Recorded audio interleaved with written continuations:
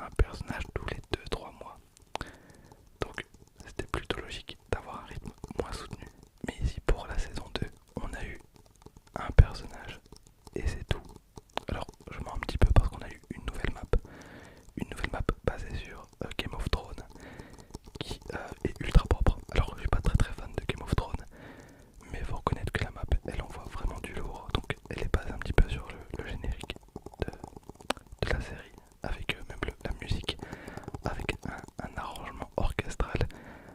Ça tabasse, clairement ça tabasse, mais du coup en janvier on a eu zéro personnage, en février zéro personnage, et je pense que en mars on n'aura aucun personnage. Pourquoi Alors déjà je pense que on va avoir, en tout cas ce qui est prévu, c'est qu'on ait deux nouveaux personnages par saison et une nouvelle map, à savoir qu'une saison dure 3 mois.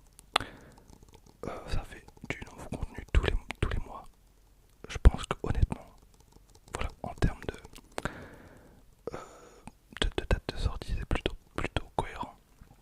Et je pense qu'ils vont sortir un personnage hype et un personnage moins hype par saison. Ce qui encore une fois est plutôt cohérent. Et donc là on a eu Marvin le Martien en personnage un petit peu moins hype. Voilà, en tout cas moi j'attendais pas spécialement ce personnage. Je pense que dans Multiversus, je pense qu'il y avait beaucoup mieux à sortir que Marvin le Martien. Et en gros personnage, on n'a rien dû. Alors ce que je pense, c'est qu'on aurait dû avoir Gandalf. Gandalf donc de l'univers de Tolkien. Voilà, si je vous dis Seigneur des Anneaux, je pense que vous avez compris. Le problème, c'est que apparemment ça aurait coincé au niveau des droits d'auteur. Et là c'est compliqué, parce que Gandalf, il avait été annoncé depuis le début. D'ailleurs, il y a des images officielles qui montrent Gandalf. Je pense que Gandalf, il était dans le jeu de base, mais ils l'ont gardé un petit peu sur le côté en se disant on va le sortir début 2023 pour marquer le coup. Le problème c'est qu'entre temps, il y a eu des soucis au niveau du contrat. Enfin, je sais pas exactement comment ça s'est passé parce qu'encore une fois, on nous dit rien. Et là, par contre, c'est une catastrophe pour le studio parce que quand tu sors un jeu et que t'as Gandalf et que au final tu peux pas le sortir, je pense que c'est une catastrophe, hein, clairement, parce que Gandalf c'est pas n'importe qui. Qu'on aime ou pas le Seigneur des Anneaux, qu'on aime ou pas l'univers de Tolkien, Gandalf c'est quelqu'un qui pèse quand même dans le monde de la fiction. Et pour le coup, Gandalf, c'est un petit peu compliqué parce que, imaginons que, voilà, ça aurait été Robin. Bah, le moveset de Robin, c'est pas très grave, on peut le mettre sur, je sais pas moi, Nightwing ou Red Hood, à la limite, enfin, il y a plein de possibilités. Mais par contre, pour Gandalf, bah là c'est compliqué parce qu'on peut pas poser le moveset de Gandalf à un autre personnage d'un autre univers. On peut imaginer que Gandalf il avait genre, voilà, il avait son bâton, il avait un coup où il tapait son bâton sur le sol et ça faisait des dégâts de zone. Voilà, on peut imaginer. Bah ça par contre c'est un peu plus chiant à mettre sur un autre perso parce qu'il faut quand même que ce soit thématique. Et là je pense que voilà, ils étaient mentalement pas préparés à ça parce que il leur faut des personnages pour pouvoir voilà, entretenir la hype de Multiversus. Et clairement, c'est pas Marvin le Martien qui va entretenir quoi que ce soit. Bon, on va continuer à parler un petit peu des personnages qui devraient sortir du coup avec la saison 3.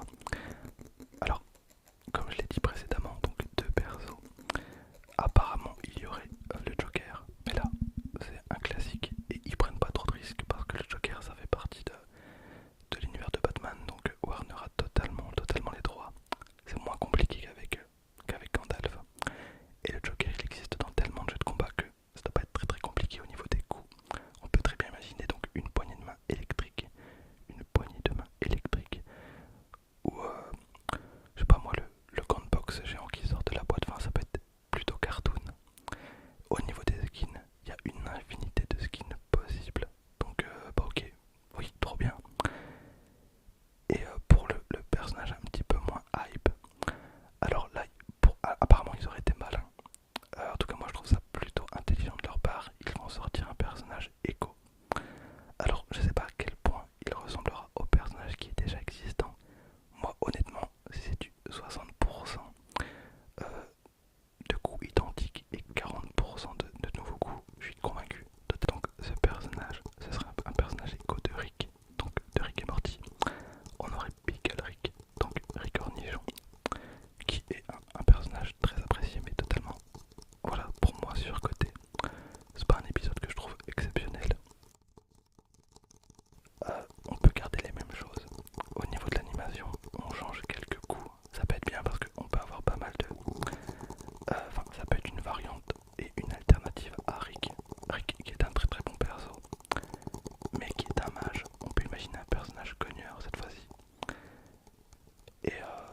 je sais pas exactement à quel niveau ça peut être un personnage éco, mais encore une fois, c'était pas prévu à la base. Ça devait être un skin. D'ailleurs, si vous tapez sur YouTube Ricornigeant skin multiversus, bah vous aurez directement le personnage. Parce qu'à la base, c'était vraiment pas prévu pour être un personnage éco. Mais moi je dis pourquoi pas. Pourquoi pas, honnêtement. Moi ça me convient de ouf. Voilà, alors là ici, ce que je vous ai mis derrière, donc c'est des gameplays que j'ai fait. Je parle pas en même temps que je joue parce que ça j'arrive pas trop à faire et j'ai du mal à me concentrer. Là je vous ai mis des gameplays, j'ai pas forcément gagné parce que le but c'est pas non plus de montrer que je suis l'homme le plus fort du monde, parce que c'est pas le cas. Mais par contre, je gère ultra bien.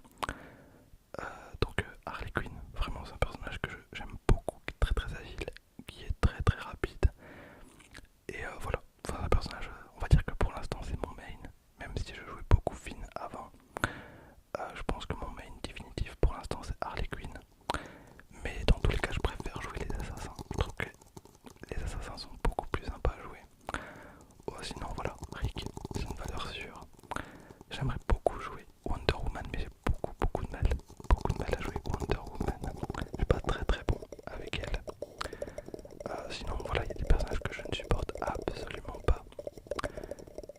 Et genre Samy, vraiment, Samy, je déteste ce personnage. Je déteste clairement, pour moi c'est le personnage noob.